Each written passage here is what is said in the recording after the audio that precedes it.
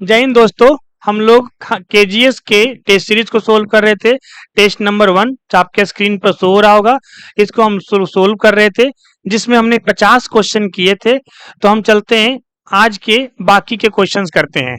तो बाकी क्वेश्चन पे हम लोग चलते हैं। देखिए हमने 50 क्वेश्चन किया था, उसके बाद हम उसके आगे 51 नंबर क्वेश्चन को शुरू करते हैं। चलिए विलंब नहीं करते हुए शुरू करते हैं। सवाल है कथन और कारण। सूरजमुखी के तेल को अच्छी गुणवत्ता वाला खाद्य तेल माना गया है। देखिए बात सही है, क्योंकि सूरजमुखी के तेल एक अच्छी गुणवत्ता तेल माना गया है क्योंकि इसमें असंतृप्त वसा होता है। असंतृप्त को इंग्लिश में क्या बोलते हैं? अनसैचुरेटेड। क्या बोलते हैं? अनसैचुरेटेड होता है, जो कि हार्ट की बीमारी के लिए बहुत अच्छा होता है। ठीक है, हृदय रोग के लिए बहुत अच्छा होता है, इसीलिए इसे सही माना गया है। पहला सही है। इसमें असंतृप्त वसीय अम्ल अधिक मात्रा में होते हैं। सही बात, अभी हमने कहा कि असंतृप्त वसीय अम्ल अधिक होता है, जिसके कारण हार्ट के रोगी को बहुत ज्यादा फायदेमंद होता है, इसीलिए अच्छी गुणवत्ता का खाद का तेल माना गया है। यानी कथन 1 भी सही है, रीजन भी सही है और सही इसका व्याख्या भी है। ठीक है, चलिए अगले सवाल पे चलते हैं। अगले सवाल पे चलने से पहले इसे हमें मिटाना पड़ेगा और अब हम लोग नेक्स्ट क्वेश्चन पे चलते हैं। नेक्स्ट क्वेश्चन है, मानव मस्तिष्क का कौन सा भाग मुख्य रूप से शरीर के तापमान और जल संतुलन सहित होम्योस्टैटिक को बनाए रखने के लिए उत्तरदायित्व है? देखिए जल का जो चीजें है ना, ये कौन करता है? Hypothalamus gland. हाइपोथैलेमस ग्लैंड है, ये बॉडी टेम्परेचर के लिए रिस्पॉन्सिबल होता है, उत्तरदायी होता है। तो हाइपोथैलेमस आंसर क्या होगा? हाइपोथैलेमस। ठीक है, अगले सवाल पर हम लोग चलते हैं। अगला क्वेश्चन चलते हैं, आगे बढ़ते हैं हम लोग थोड़ा सा इंग्लिश में। तो दोस्तों मैं पीडीएफ अभी टेलीग्राम चैनल पर नहीं अपलोड करूंगा क्योंकि कॉपीराइट आने का डर होता है थोड़ा सा, इसीलिए कुछ दिन बाद हम पीडीएफ डालेंगे। तब तक अभी आप हमारा वीडियो जरूर देखते रहिएगा, पूरा सॉल्यूशन मैं कराऊंगा वीडियो में। अगले सवाल पर, निम्नलिखित में से कौन सा रासायनिक परिवर्तन का एक उदाहरण है? देखिए रासायनिक परिवर्तन और भौतिक परिवर्तन, इसके आप लोग बचपन में पढ़े होंगे, इसको बोलते हैं केमिकल चेंज। क्या बोलते हैं? Chemical change. तो केमिकल चेंज किसमें होगा और फिजिकल चेंज? जैसे सपोज कर लेते हैं आइस को आपने वाटर बना दिया, वाटर को फिर से आपने आइस बना दिया, तो क्या हो गया? Physical change. लेकिन अब दूध का दही बन गया, तो क्या दही से फिर से दूध बना सकते हैं? नहीं बना सकते हैं, है ना? तो उसको क्या बोलेंगे? Chemical change. तो केमिकल चेंज में उसकी प्रॉपर्टी भी चेंज हो जाती है, उसकी प्रॉपर्टी भी चेंज हो जाती है, यानी उसके गुण चेंज हो जाते हैं और उसको हम वापस कम बैक उसमें नहीं कर सकते हैं। तो अब पूछा कौन सा एक रासायनिक परिवर्तन है? देखिए पानी में चीनी का घुलना एक फिजिकल है। क्यों फिजिकल है? क्योंकि फिर से हम पानी चीनी को अलग कर सकते हैं। लेकिन दूध का खट्टा हो जाना, क्या दूध का खट्टा होना का मतलब है या तो दही जमा दिया आपने या दूध फट गया? तो क्या दूध फट जाता तो वापस दूध बना सकते हैं? जी नहीं बना सकते है ना। तो क्या है? रासायनिक परिवर्तन। इसका देखो खट्टा होने के बाद इसका टेस्ट भी चेंज हो जाता है। मोम का पिघलना, हम मोम वापस से बना लेंगे, फिजिकल चेंज है। पानी में नमक का घुलना है तो चीनी की तरह फिजिकल चेंज है। केमिकल क्या हो गया? Option number B. Option number B. ठीक है, आगे का देखते हैं अगला क्वेश्चन। अगला क्वेश्चन है, थोड़ा सा हमने ब्राइटनेस बढ़ा दिया क्योंकि वैसे दिक्कत हो रहा था आप लोग को देखने में। अगला सवाल कहता है, मानव किडनी के कार्य प्रणाली के बारे में निम्नलिखित कथन पर विचार करिए। चलिए किडनी के बारे में देखते हैं ना। किडनी का काम क्या है? हमने पढ़ा अभी कुछ देर पहले। किडनी का काम है ब्लड को प्योर करना, ब्लड छानना, है ना, यानी खून को छानता है। एक छन्ना है किडनी, क्या है? छन्ना है। किडनी के अंदर क्या होता है? नेफ्रॉन होता है। क्या होता है? नेफ्रॉन होता है। चलिए पहले देखते हैं इसके सारे कथन। पहला कथन कहता है, किडनी द्वारा अपशिष्ट को बाहर निकालने के बाद शुद्ध रक्त वक धमनी के माध्यम से शरीर में वापस ले जाया जाता है। शरीर में वापस ले जाया जाता है, बात सही है। जब ब्लड छान देता है तो जो भी उसमें इम्प्योरिटीज होती है उसको बाहर निकाल देता है और जो शुद्ध ब्लड होता है उसको वापस भेज देते हैं। ठीक है। धमनी को हम लोग इंग्लिश में आर्टियरी कहते हैं, क्या बोलते हैं, आर्टियरी। ठीक है। अगला है बोमेन कैप्सूल से निस्पंदन वक्र नलिकाओं से होकर गुजरता है, जहां अधिकांश ग्लूकोज रक्त में पुनः अवशोषित हो जाते हैं। देखिए बोमेन कैप्सूल क्या होता है, आपने किडनी देखा होगा, किडनी जो होता है बिल्कुल इस तरह से होता है, इसके क्या बोलते हैं, राजमा की तरह होता है। तो किडनी के अंदर जो नेफ्रॉन होते हैं ना, नेफ्रॉन एक गुच्छे में होते हैं, और एक गुच्छा जो जिसके अंदर पैक होता है, इसे बोलते हैं बोमेन कैप्सूल। ठीक है, तो ये भी सही बात है। वक्र धमनी अवशिष्ट युक्त रक्त को किडनी से बाहर ले जाता है। नहीं जी, वक्र धमनी नहीं ले जाता है, वक्र धमनी नहीं ले जाता है, वक्र धमनी जो ऑक्सीजन लेके जाता है।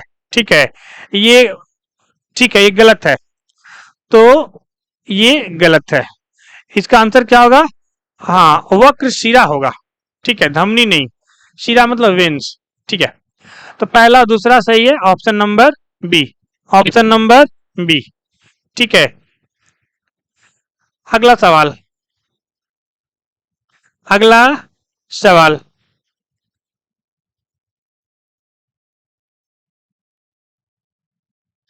अगला सवाल पे चलते हैं हम लोग।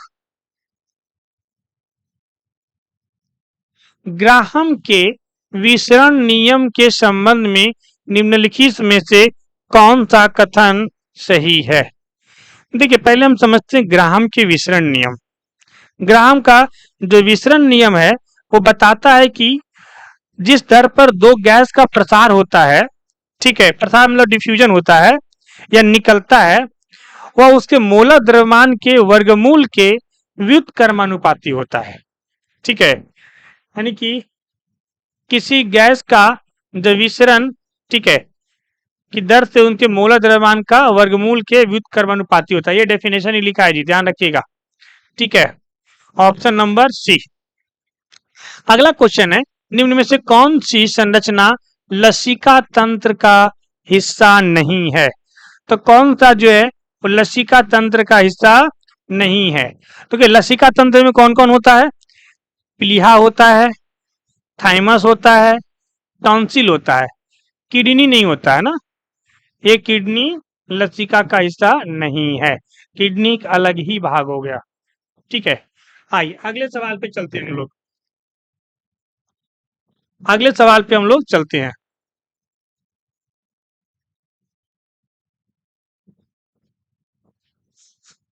इसको मिटा देता हूं।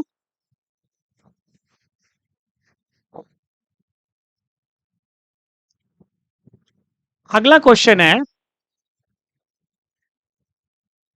निम्नलिखित में से कौन सी कोशिका प्रतिरक्षा प्रणाली में एंटीबॉडी के उत्पादन के लिए जिम्मेदार है। हाँ, एंटीबॉडी कौन बनाता है, बी लिम्फोसाइट। कौन बनाता है, बी लिम्फोसाइट। ठीक है, ये जो है ये बीटा लिम्फोसाइट जो है, ये विशेष ये डब्ल्यूबीसी जो है, ये ये डब्ल्यूबीसी में होता है, कहाँ होता है, व्हाइट ब्लड कार्पल्स में होता है, डब्ल्यूबीसी में होता है, जो प्लाज्मा कोशिका में परिवर्तित होकर एंटीजन की प्रति प्रतिक्रिया करता है। ठीक है, तो कौन होगा, बी लिम्फोसाइट। अगला है, किसी नमूने में विशिष्ट एंटीजन या एंटीबॉडी की उपस्थिति का पता लगाने के लिए आमतौर पर किस तकनीक का उपयोग किया जाता है। किस तकनीक का उपयोग किया जाता है, यह एलिसा परीक्षण। क्या है, एलिसा परीक्षण। यानी एलिसा परीक्षण किसके लिए होता है, एड्स के जांच के लिए होता है। किसके लिए होता है, एड्स के लिए जांच के होता है। जिसको एड्स होता है, ठीक है, जिसको एड्स होता है उसके अंदर एक विशिष्ट एंटीजन या एंटीबॉडी की उपस्थिति हो जाती है ना, तो उसको पता लगाने के लिए करते हैं। आइए अगला सवाल पे हम लोग चलते हैं, क्वेश्चन नंबर 59। 59 जो है ये कथन निष्कर्ष है, कथन निष्कर्ष को हम लोग देखते हैं।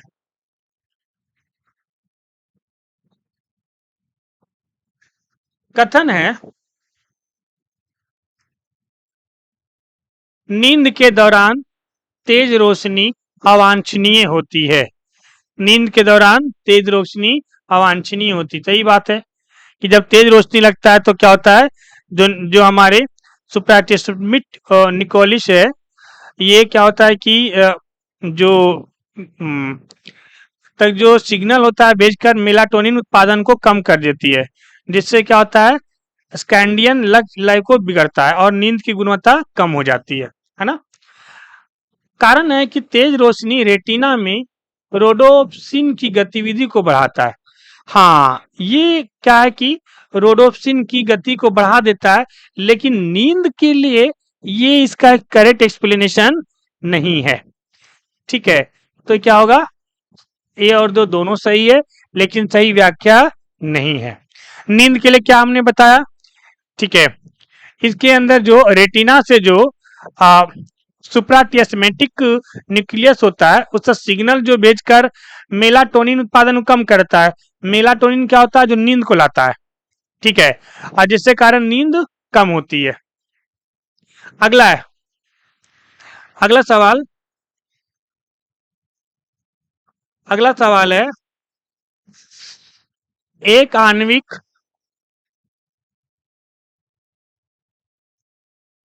एक आणविक यौगिक का रासायनिक सूत्र निम्न में से किसके द्वारा निर्धारित किया जाता है। तो ये जो था ना, प्रत्येक तत्व की संयोजकता, वैलेंसी, इंग्लिश में क्या बोलते हैं इसको हम लोग, वैलेंसी, वैलेंसी द्वारा निर्धारित किया जाता है। अगला है,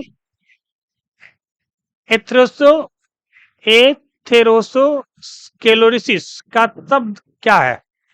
ठीक है, एथेरोसोस्क्लेरोसिस जो शब्द है, ये धमनियों में जो प्लावक का जमा हो जाता है उसके लिए है। ठीक है, जो हमारे धमनियों में जिसमें वसा, कोलेस्ट्रॉल, कैल्शियम है ना, ये जो जम जाता है ना, ये उसके लिए शब्द दिया गया है, जिससे कारण क्या होती है, गंभीर स्वास्थ्य की समस्या बढ़ जाती है। तो किसके लिए, धमनियों में। अगला है, कोहरा। कोहरा जो है, फॉग, किस प्रकार के ग्लाइकोजन को दर्शाता है। तो कोहरा जो है, ये जब गैस में द्रव मिलता है तब बनता है। गैस में जब द्रव मिलता है तब बनता है। ठीक है, जैसे जैसे कोहरा कब बनेगा, कोहरा कब बनेगा, ठीक है, जब गैस में, हवा में द्रव की कुछ मात्रा मिल जाती है, क्या बन जाती है, कोहरा बन जाता है। अगला सवाल, अगला सवाल पे हम लोग चलते हैं।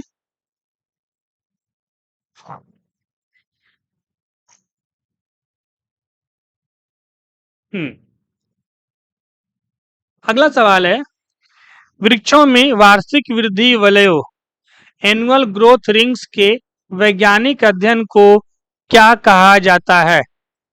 अध्ययन को क्या कहा जाता है, तो उसको हम लोग क्या कहते हैं, डें, डें, डेंड्रोकोनोलॉजी, क्या बोलते हैं, डेंड्रोकोनोलॉजी। ठीक है, डेंड्रोकोनोलॉजी। अगला सवाल है, निम्नलिखित विवरणों पर विचार कीजिए। चलिए विचार करते हैं हम लोग, है ना।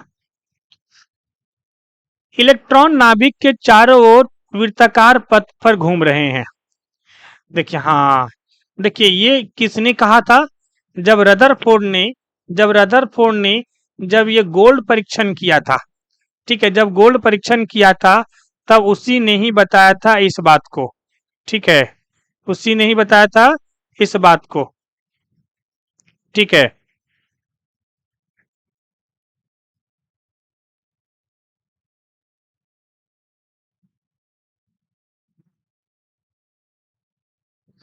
ना।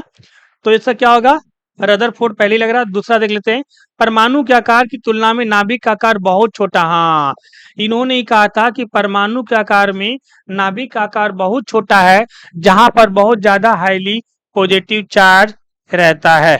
ठीक है, चलिए अगले सवाल पे चलते हैं।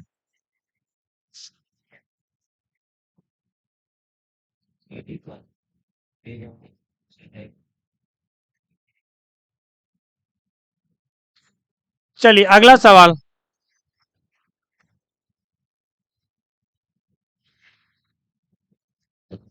अगला सवाल है, सूची 1 को सूची 2 से सुमेलित कीजिए।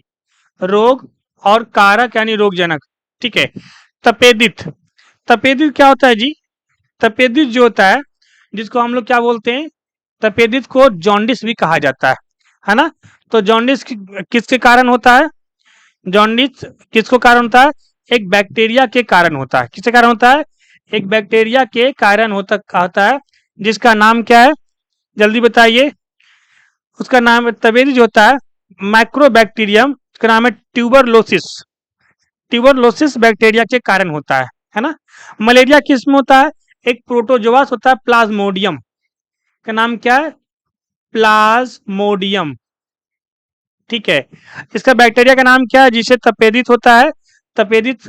ठीक है। तपेदित शायद इंग्लिश में टीबी बोलते हैं, जॉन्डिस बोलते हैं, मैं इसमें कंफर्म नहीं हूँ। ठीक है, शायद उसको। हाँ। ठीक है। तो इसमें क्या एक बैक्टीरिया होता है, इसका नाम क्या है? ट्यूबरक्लोसिस। ट्यूबरक्लोसिस। ठीक है। इन्फ्लुएंजा, इन्फ्लुएंजा नामक वायरस से होता है। दाद, दाद किससे होता है? फंगस से होता है, कवक से होता है। ठीक है, किससे होता है? ये फंगल इन्फेक्शन होता है, ये कवक से होता है। यानी पहला का दूसरा, दूसरा का पहला। Option number B. अगला सवाल पे चलते हैं।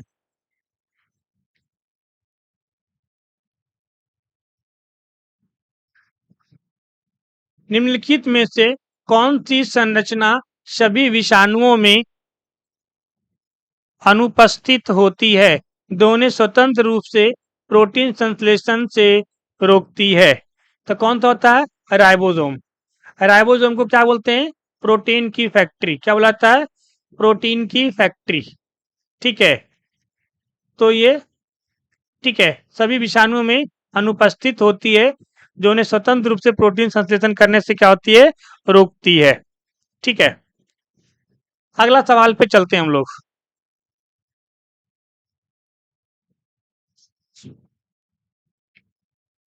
सूची 1 को सूची 2 से सुमेलित कीजिए। सूची 2 से क्या करिए? सुमेलित कीजिए। चलिए सुमेलित करते हैं। पहला है, ये हड्डी को मिलाना नाम से है ना, छाती की हड्डी।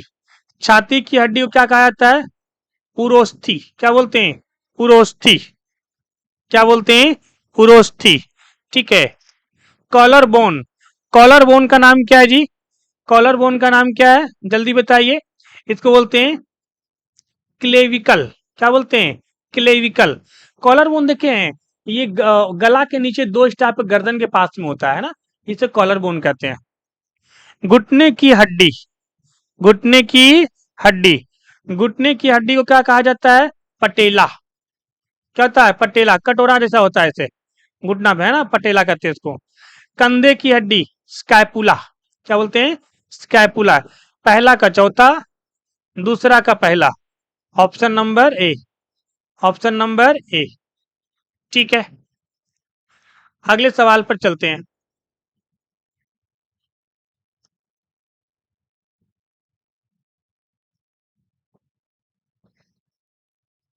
निम्नलिखित में से किसे संगमरमर के नाम से जाना जाता है? संगमरमर किसे कहते हैं? जल्दी बताइए, सबसे आसान है। कैल्शियम कार्बोनेट को क्या कहते हैं? संगमरमर कहा जाता है। अगला सवाल है, जीवित जीवों की मूल इकाइयों का वर्णन करने के लिए कोशिका शब्द का प्रयोग सर्वप्रथम किसने किया था, और जब उन्होंने यह खोजा था तब वे क्या प्रयोग कर रहे थे? देखिए, कोशिका का ना सबसे पहले किसने खोजा था? रॉबर्ट हुक ने। तो कोशिका को सबसे पहले रॉबर्ट हुक ने खोजा था। रॉबर्ट हुक ने खोजा था। ठीक है। मैं हिंदी में लिख देता हूं कि इसमें अंग्रेजी वैसी लिखा रही है। रॉबर्ट हुक ने खोजा था। जब उन्होंने खोजा था तो उस समय उन्होंने एक कॉर्क यानी कि डेड सेल को उन्होंने खोजा था। एक कॉर्क का निरीक्षण कर रहे थे। किसा कर रहे थे? कॉर्क का निरीक्षण कर रहे थे। इसका आंसर क्या होगा? रॉबर्ट हुक माइक्रोस्कोप के नीचे क्या कर रहे थे? कॉर्क का निरीक्षण कर रहे थे। सवाल पूछा जाएगा कि जीवित कोशिका का खोज कौन कर रहे थे? तो ल्यूवेनहॉक ने किसका खोज किया था? जीवित कोशिका का, 1674 ईस्वी में। ठीक है, चलिए अगले सवाल पे चलते हैं हम लोग। 70 नंबर क्वेश्चन। 70 नंबर क्वेश्चन, निम्नलिखित में से कौन सा होम्योस्टेसिस में नकारात्मक फीडबैक का उदाहरण है? तो कौन सा है? High blood sugar. ठीक है, हाई ब्लड शुगर की प्रतिक्रिया में इंसुलिन का स्राव, ये क्या है? होम्योस्टेसिस का में नकारात्मक फीडबैक का उदाहरण है, क्योंकि ये स्थिरता को बनाए रखने के लिए जो परिवर्तन होता है उन्हें कम करती है। ठीक है, और जब ग्लूकोज में रक्त में ग्लूकोज बढ़ जाता है तो अग्नाशय ग्लूकोज के स्तर को क्या करता है? सामान्य करने के लिए इंसुलिन का स्राव करता है, जो नकारात्मक फीडबैक को दर्शाता है। चलिए अगले सवाल पे चलते हैं हम लोग। अगला सवाल कहता है, बीच में इंग्लिश में है, हमें हिंदी में करना है, थोड़ा हिंदी देख लेते हैं ना। अगला है आयोडीन वैल्यू शब्द से क्या तात्पर्य? देखिए बहुत इंपॉर्टेंट है। आयोडीन वैल्यू से क्या तात्पर्य है? तो आयोडीन वैल्यू से किससे क्या तात्पर्य है? पहली बात तो यह एक तेल है। ठीक है, तेल, वसा, मोम में असंतृप्त की मात्रा को मापने का एक तरीका, सही बात है, जिसमें 100 ग्राम तेल या वसा या मोम द्वारा अवशोषित किए गए आयोडीन की मात्रा को मापी जाती है। सही बात है। आयोडीन वैल्यू क्या है? आयोडीन वैल्यू में हम क्या करते हैं? ठीक है, ये जो तेल, वसा या मोम होता है, इसकी असंतृप्त वसा को मापता है। इसमें हम क्या करते हैं कि जो भी पदार्थ को मापना है उसको 100 ग्राम लेते हैं और 100 ग्राम में देखते हैं कितना आयोडीन को क्या कर रहा है? अवशोषित कर रहा है। इसका पहला ही आंसर होगा सही। ठीक है, बाकी पहला मिल गया तो ये सब कोई मतलब नहीं है, हमारा डेफिनेशन ही वही है ना। चलिए अगले सवाल पे हम लोग चलते हैं। इसका आंसर हो गया ए।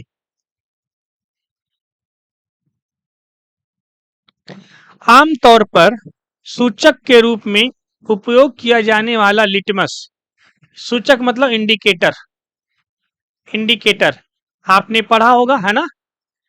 इंडिकेटर किया जाने वाला लिटमस घोल निम्नलिखित में से किससे प्राप्त होता है? देखो जो लिटमस प्राप्त होता है ना, वो लाइकेन से होता है। क्या होता है? लाइकेन से होता है। ठीक है, तो लाइकेन से होता है। लाइकेन क्या है? एक सहजीवी जीव है जो कवक और शैवाल अथवा साइनोबैक्टीरियम से बने होते हैं। किससे बने होते हैं? एक कवक से हो सकते हैं, शैवाल से हो सकते हैं, ठीक है, या ठीक है साइनोबैक्टीरियम, साइनोबैक्टीरियम, साइनोबैक्टीरियम। ठीक है, तो इसका आंसर क्या हो जाएगा? डी। अगला सवाल है, निम्नलिखित में से कौन सा कथन अधातुओं की विद्युत चालकता की सही व्याख्या करता है? अधातु, अधातु के बारे में विद्युत चालकता, दो चीज देखना है, एक अधातु में और एक ये विद्युत चालकता में। सभी अधातुएं मुक्त इलेक्ट्रॉन नहीं, मुक्त इलेक्ट्रॉन की अनुपस्थिति, हाँ सही बात है, अनुपस्थिति के कारण कुचालक होता है।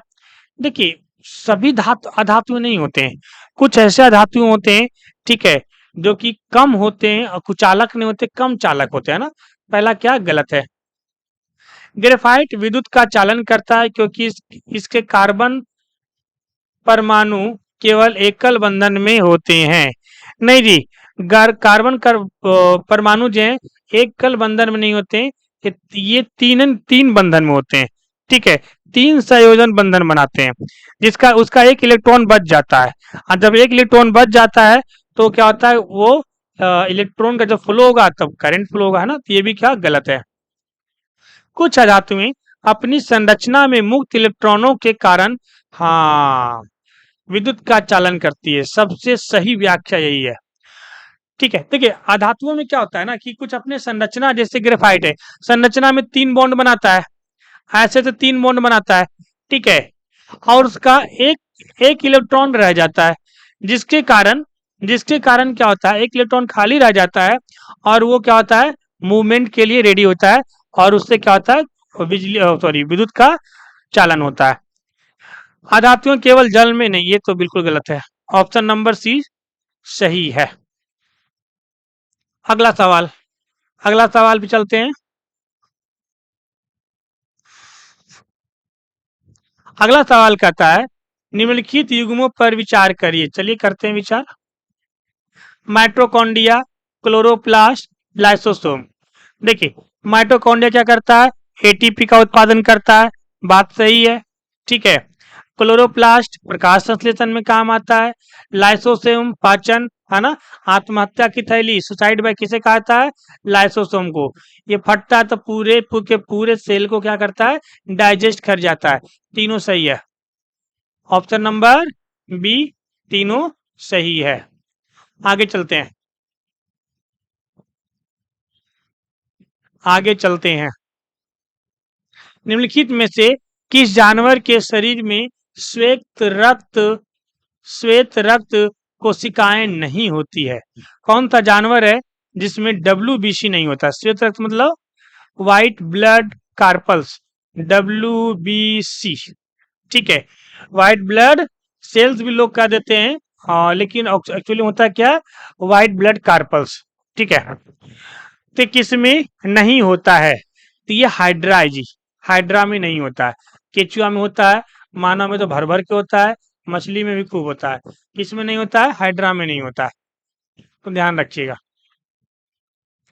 अच्छा एक क्वेश्चन और हो सकता है अभी, ठीक है। इसमें क्या आंसर हो गया, हाइड्रा। अगला सवाल, अपघटन अभिक्रिया के संबंध में निम्नलिखित कथन पर विचार कीजिए। अपघटन का मतलब क्या होता है, अपघटन का मतलब होता है डिकम्पोजिशन, ठीक है, डिकम्पोज होना। तो हम इसके दो कथन दिया, कथन को समझते हैं। पहला कह रहा है फेरस सल्फेट के क्रिस्टल गर्म होने पर जल खो देते हैं तथा क्रिस्टल का रंग बदल जाता है, जो इस अभिक्रिया का एक उदाहरण है।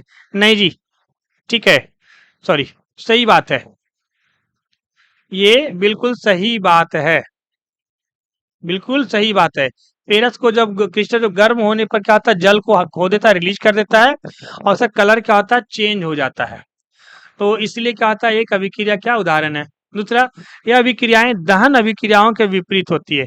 नहीं, ऐसा कुछ नहीं है, दूसरा गलत, दूसरा गलत है। आपसे क्या पूछ रहा है, इनमें से कौन सा गलत है, केवल दूसरा गलत है, ठीक है। अगला क्वेश्चन चलते हैं हम लोग, अगले सवाल पे चलते हैं। निम्नलिखित में से किस संयोजी उत्तक, संयोजी की उत्तक को इंग्लिश में क्या बोलते हैं, कनेक्टिंग टिश्यू, क्या बोलते हैं, कनेक्टिंग, कनेक्टिंग टिश्यू, ध्यान रखिएगा। अभी बताया हूँ फर्स्ट हाफ वीडियो में, टिश्यू हमारे बॉडी में 4 तरह के होते हैं, epithelium tissue, connecting tissue, muscular tissue और नर्वस टिश्यू, ठीक है। ये कनेक्टिंग टिश्यू जो है तरल मैट्रिक्स होता है, और ये पूरे शरीर में गैस, पोषक तत्वों और विशिष्ट उत्पादों का परिवहन का कार्य करता है। देखिए लिक्विड पूछा ना, तो लिक्विड के फॉर्म में कौन रहता है, ब्लड रहता है। कौन रहता है, ब्लड रहता है। तो ये आपका सही आंसर हो गया बी। अगला है निम्नलिखित कथनों पर विचार कीजिए। चलिए विचार करते हैं। पहला कथन है प्रत्येक कार्बन परमाणु 3 अन्य कार्बन परमाणुओं से एक ही तल से जुड़ा होता है, जिसे षष्ठभुजाकार संरचना बनाती है, ठीक है। देखिए अभी ग्रेफाइट की चर्चा हो रही थी ना, हाँ, एक कार्बन परमाणु के 3 अन्य कार्बन परमाणु से जुड़ा होता है ना। ये कौन होता है, ग्रेफाइट होता है, पहले में हमें दिख गया।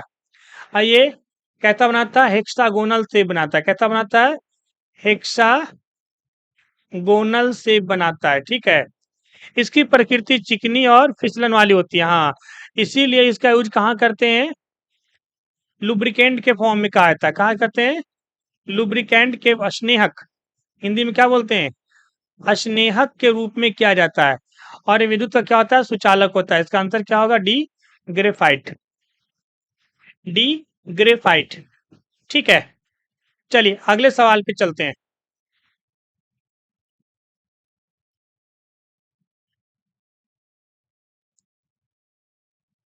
अगला सवाल है, शुक्र ग्रह का वायुमंडल निम्नलिखित में से किसके घने सफेद पीले बादलों से निर्मित होते हैं? तो आपको पता है कि शुक्र ग्रह में क्या पाया जाता है? Sulphuric acid. क्या पाया जाता है? Sulphuric acid. उसी के कारण, ठीक है, इनके घने सफेद और पीले बादल होते हैं। चलिए अगले सवाल पे चलते हैं हम लोग।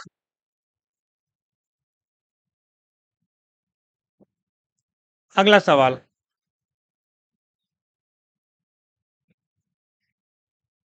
निम्नलिखित में से गैसों का कौन सा मिश्रण गहरे समुद्र में गोताखोरों द्वारा उपयोग किया जाता है? ठीक है, आपको बताए थे जब गोताखोर समुद्र के गहरे में जाते हैं तब हीलियम और ऑक्सीजन का मिश्रण लेके जाते हैं। ठीक है, ये बीबीआई क्वेश्चन है, ध्यान रखिएगा। तो गोताखोर हीलियम ऑक्सीजन का मिश्रण लेके जाते हैं। चलिए अगला है, निम्नलिखित में से कौन सा एंजाइम मानव पाचन तंत्र में स्टार्च के पाचन के लिए मुख्य रूप से जिम्मेदार है? मुख्य रूप से जिम्मेदार है अमाइलेज। कौन सा है? अमाइलेज है। ठीक है, अगला सवाल, जब साबुन चिकनाई को साफ करता है तो निम्नलिखित में से कौन सी प्रक्रिया होती है? तो जब किसको चिकनाई को साफ करता है तो पायरेशीकरण होता है। क्या होता है? पायशीकरण होता है, जिसके कारण वो चिकनाई क्या होती है? साफ कर देता है। अगला सवाल,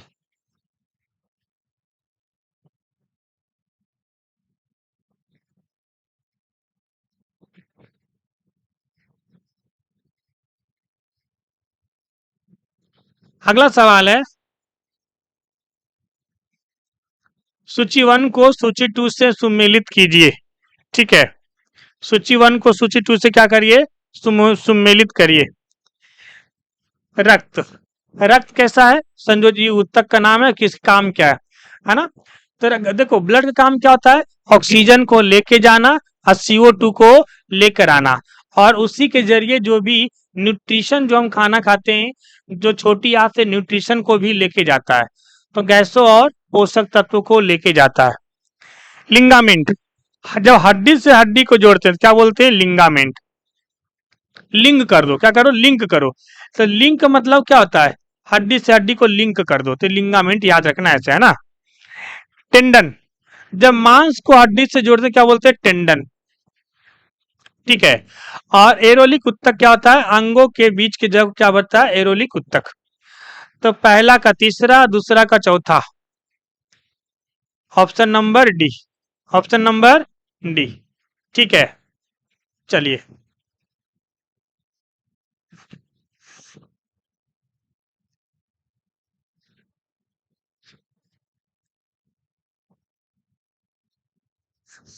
अगला है, पीएच मान निम्नलिखित का संख्यात्मक माप दर्शाता है। तो पीएच मान किसका दर्शाता है? ठीक है, तो ये जो है, किसी कोई भी घोल होता है उसके किसमें कितना अम्लीय है या कितना क्षारीय है उसके बारे में बताता है ना। तो घोल में अम्लीय या क्षारीय बताता का प्राकृतिक विश्लेषण करता है। ठीक है, तो ये पीएच मान बताता है। चलिए अगले सवाल पे चलते हैं हम लोग।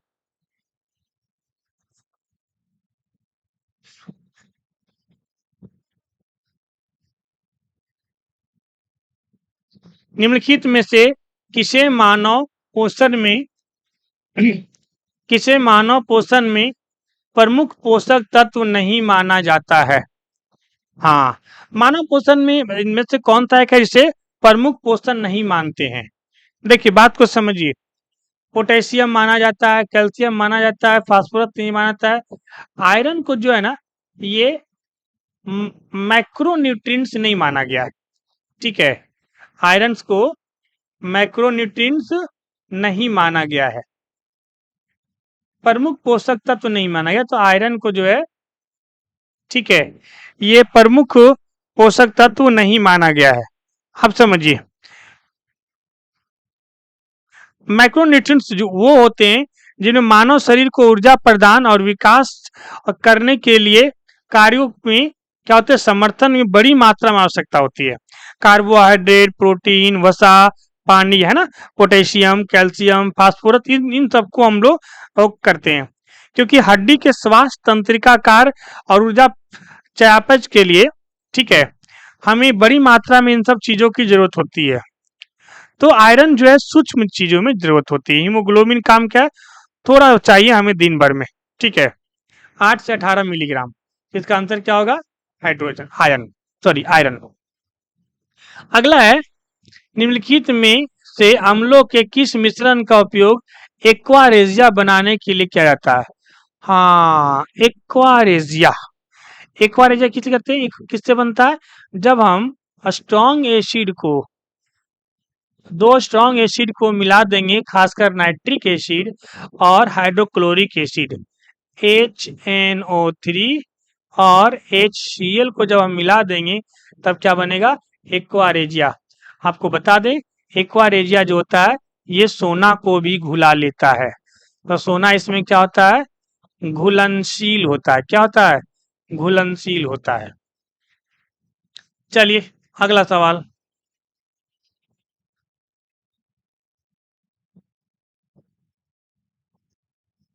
अगला सवाल है,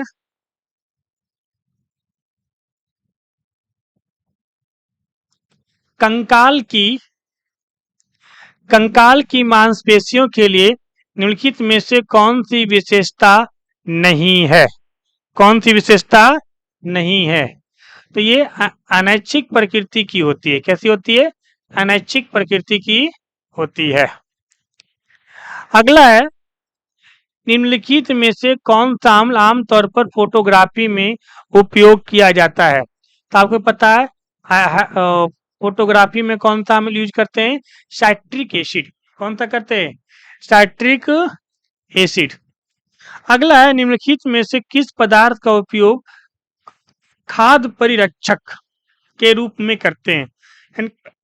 खाद्य परिरक्षक मतलब होता है खाने की चीज को स्टोर करने के लिए, प्रिजर्व करने के लिए किसका यूज करते हैं? तो सोडियम बेंजोएट करते हैं, जिससे हमारा खाना खराब नहीं होता है। ठीक है, तो 89 का आंसर क्या होगा, सी इज अ करेक्ट आंसर। अगला सवाल, अगला सवाल है, निम्नलिखित में से कौन से रसायन का उपयोग वॉशिंग पाउडर और डिटर्जेंट के रूप में किया जाता है? ठीक है, तो किस क्या आता है, सोडियम सिलिकेट और सोडियम सल्फेट को, सोडियम सिलिकेट और सोडियम सल्फेट को किया जाता है। ठीक है, चलिए अगला सवाल,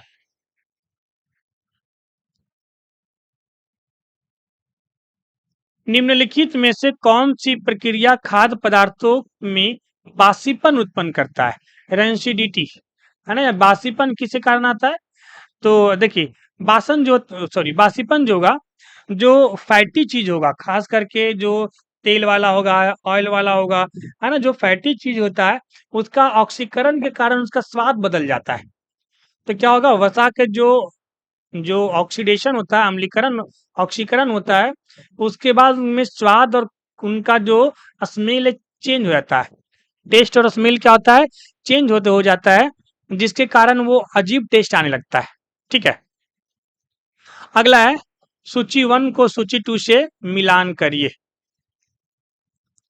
चलिए मिलाते जरा सूची 1 को सूची 2 से।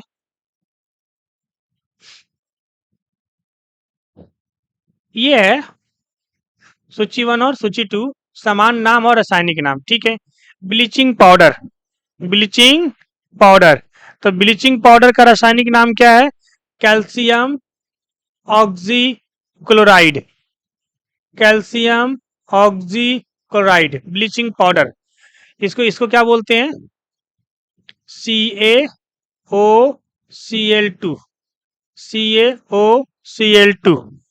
Baking soda, sodium bicarbonate, sodium bicarbonate, NaHCO3, ठीक है।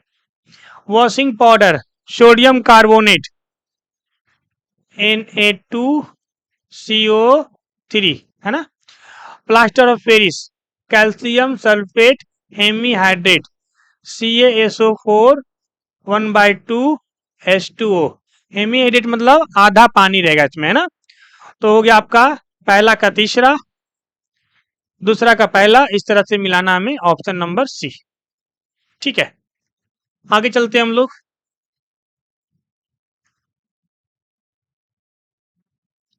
नेक्स्ट क्वेश्चन,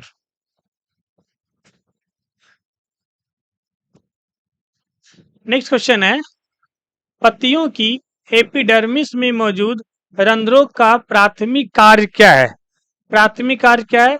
गैसों का आदान प्रदान और वाष्पोत्सर्जन करना। यानी कि जो जो वो होते हैं फ्लावर का जो लीफ होते हैं, है ना, ऐसे लीफ होता है ना, लीफ में क्या होते हैं, छोटे छोटे छोटे छोटे रंध्र होते हैं। क्या होते हैं? छोटे छोटे छेद होते हैं। इन छोटे छोटे छेद का काम क्या होता है? तो गैस को एक्सचेंज करता है। क्या करता है? गैस को एक्सचेंज करता है और वाष्पोत्सर्जन करता है, वेपोराइजेशन का काम करता है। Option number C. क्षारीय मृदा के लिए सुधार एजेंट के रूप में किस रसायन का उपयोग किया जाता है? तो ये कैल्शियम सल्फेट। किसके लिए किया जाता है? कैल्शियम सल्फेट के रूप में किया जाता है। चलिए अगला सवाल। अगला सवाल है कोशिका सिद्धांत में, कोशिका सिद्धांत में रुडोल्फ विर्चो का क्या योगदान था? देखिए कोशिका सिद्धांत में जो रुडोल्फ विर्चो था, यह कहकर कोशिका सिद्धांत का विस्तार किया था कि जितनी भी कोशिकाएं होते हैं ना, वो पहले से मौजूद कोशिका से उत्पन्न होता है। उन्होंने क्या कहा था कि सभी कोशिकाएं जो है पहले से मौजूद कोशिका से क्या होती है? उत्पन्न होती है, और कुछ नहीं कहा था ये। ठीक है, यानी कोई नया नहीं बनता है, जो पहले कोशिका होता है उसी से बनता है। अगला है जब धात्विक सोडियम वायु में उपस्थित ऑक्सीजन के साथ अभिक्रिया करके सोडियम ऑक्साइड बनाता है तो किस प्रकार की अभिक्रिया करती है? यह उष्माक्षेपी। उष्माक्षेपी का मतलब से क्या बोलते हैं हम लोग? एक्सोथर्मिक। क्या बोलेंगे? एक्सोथर्मिक। यानी यहां से क्या निकलता है? हीट निकलता है। क्या निकलता है? हीट निकलता है। चलिए अगले सवाल पे चलते हैं हम लोग। अगला सवाल है निम्नलिखित में से कौन सा आहार नाल का हिस्सा नहीं है? आहार नाल का हिस्सा कौन सा इसमें से नहीं है?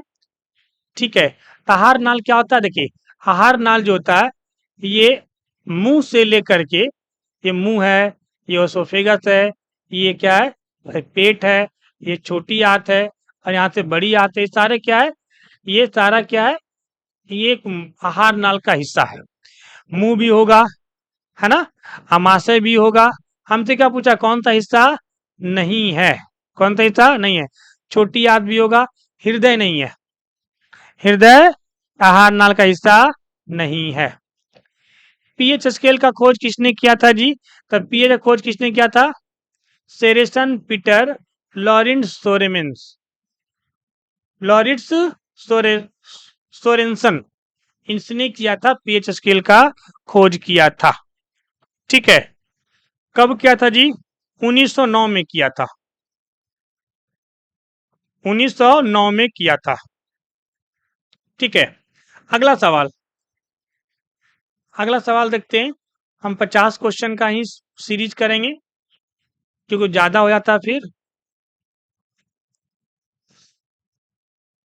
मानव पाचन तंत्र में बड़ी आंत के संबंध में निम्नलिखित कथन पर विचार कीजिए। विचार कीजिए। ठीक है, यह अपाचय भोजन से पानी को अवशोषित करके मल बनाती है। सही बात है। यह अमाइलेज जैसे एंजाइम का उपयोग करके कार्बोहाइड्रेट को पचाती है। नहीं, गलत है। बड़ी आंत में बैक्टीरिया विटामिन के जैसी कुछ विटामिन बनाने में मदद करते हैं। सही बात है। पूछा कौन थे? सही है। तो आंसर हो गया इसका बी, पहला और तीसरा। ठीक है दोस्त, एक क्वेश्चन और करते हैं, लेकिन अब नेक्स्ट पेज पे जाना पड़ेगा, तो हम लोग अब नेक्स्ट वीडियो में करेंगे। इतना आप करके हमें जरूर बताइएगा कैसा लगा। मिलते हैं अगले वीडियो में। धन्यवाद।